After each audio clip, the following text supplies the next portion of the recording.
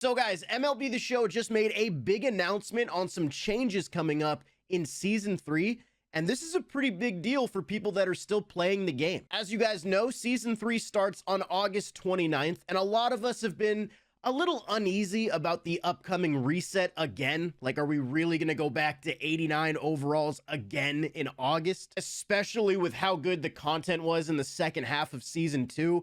It just didn't feel good to think about going back down to that 89 overall cap. Well, MLB The Show released a blog post today talking about a bunch of the changes coming into Season 3. So let's read through it. This is going to be a quick video, but I just want to make sure you guys get this info. Season 3 in Diamond Dynasty is arriving August 29th. Let's hit on some big reveals and help you prepare now in the final weeks of Season 2. Highlights of what's coming in Season 3 include earn XP reward path bosses earlier than ever in 2 6-week XP reward paths. So no longer just one long XP reward path, we now are going to have 2 separate ones. In the first XP reward path, you're going to earn 2 99 overall bosses, and in the second XP path, you're going to earn 3 99 bosses. So 5 XP reward path bosses throughout the season. That's a positive change. You can complete your head start goals now for 60,000 XP on day 1. They've had that in the other 2 seasons as well. Earn 3 wildcard slots in the Season 3 collection, plus bring core Ernie Banks into Season 3 squads. So most of the wildcards in Season 2 were available through the XP reward path, with the last one being in, I think, one of the collections. So now these are all in the collections. And finally, maybe the biggest deal here, Team Affinity starts with 95 overalls for all 30 teams in a new card series. Thank you, MLB The Show Jesus. I gotta be honest with you guys, man. If we had to start back at 89s again, I don't think I would have played much of Season 3, at least up until like Team Affinity 2. Like I'm not really feeling the 89s and 90 overalls in August. I think this is a good move to bump up the overalls and to bump up the power creep this late into the year, especially when they've already lost a lot of players to other games on the market.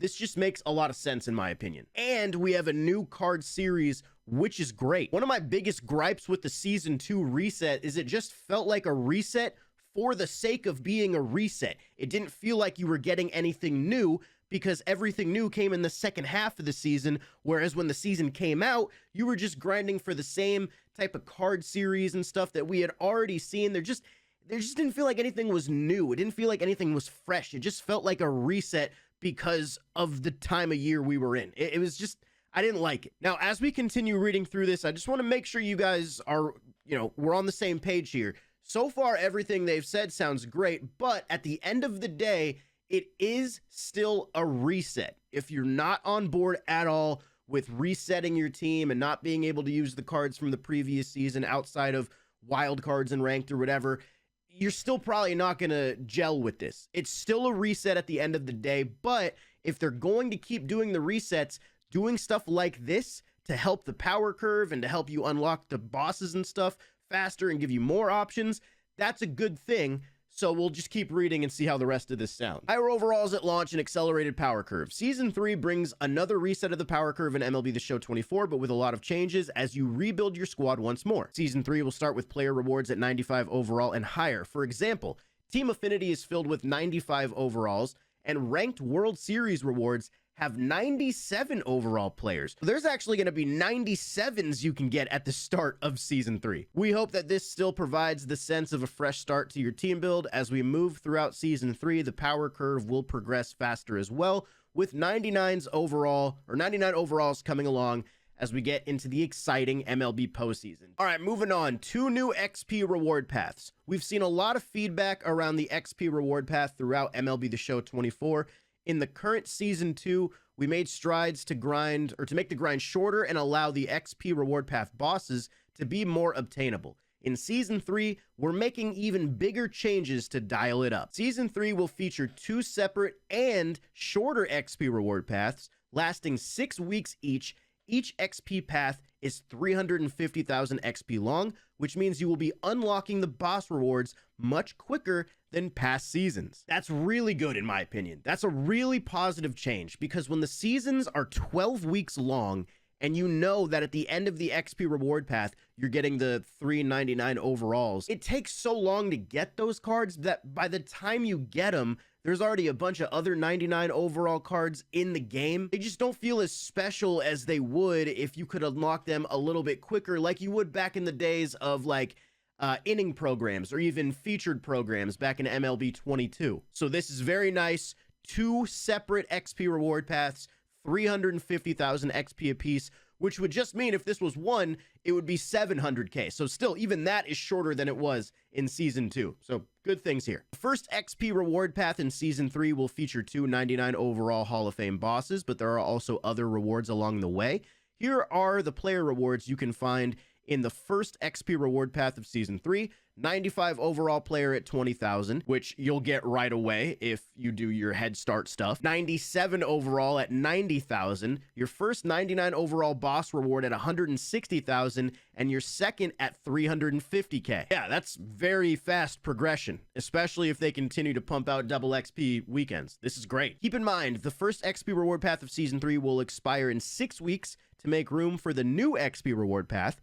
It will come loaded with 3 new 99 overall bosses in a similar reward structure. So even though it is shorter XP reward paths, you're definitely going to want to make sure you stay on top of that because it will go away. So don't think that just because it's less XP, you can get it right away. You still got to do it because it will go away after 6 weeks. All right, gameplay, XP cap changes, and double XP weekend. The launch of Season 3 is your chance to get on the fast track towards the 99 overall XP bosses. We will be launching Season 3 with a double XP weekend over the Labor Day holiday weekend.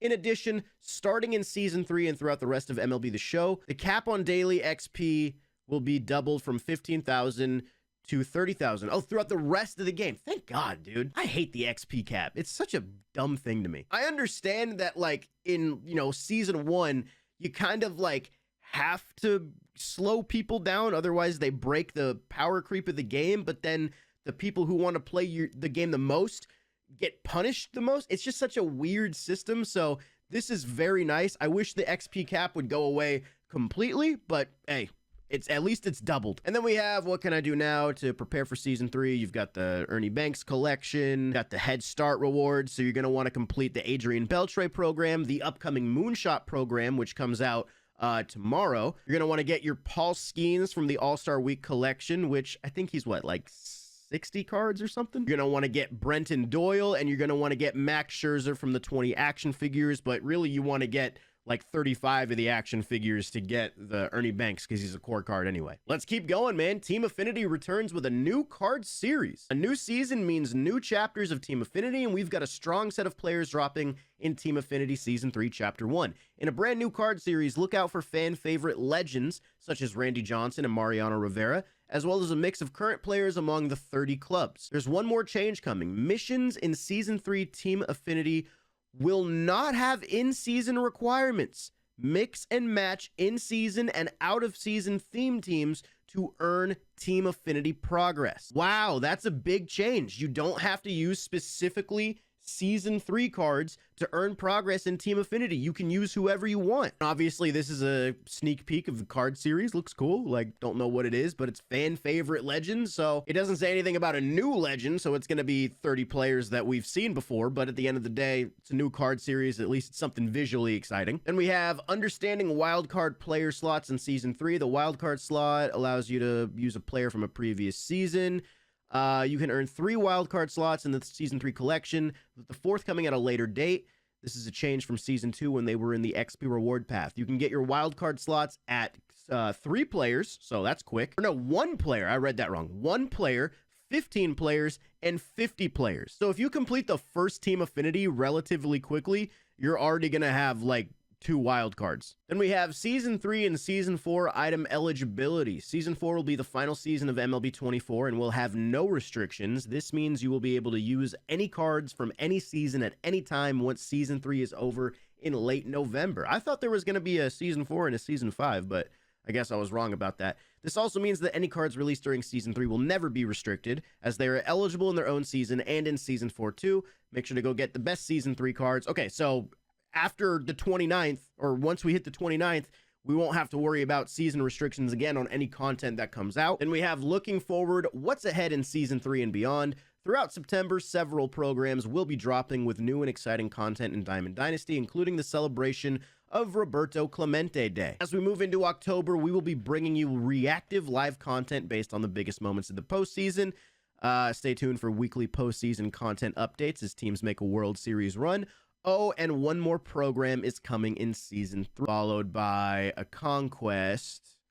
This is probably extreme. Those are the changes that we can expect in season 3. Honestly, a lot of good stuff here. At the end of the day, like I said, it's still a reset. So if you're not cool with that whole system, it's you know, it's not going to do much for you, but the changes that they have made are positive in my opinion. I like these changes. Let me know what you guys think. Hopefully season 3 is a banger. And yeah, I'll catch you guys in the next one.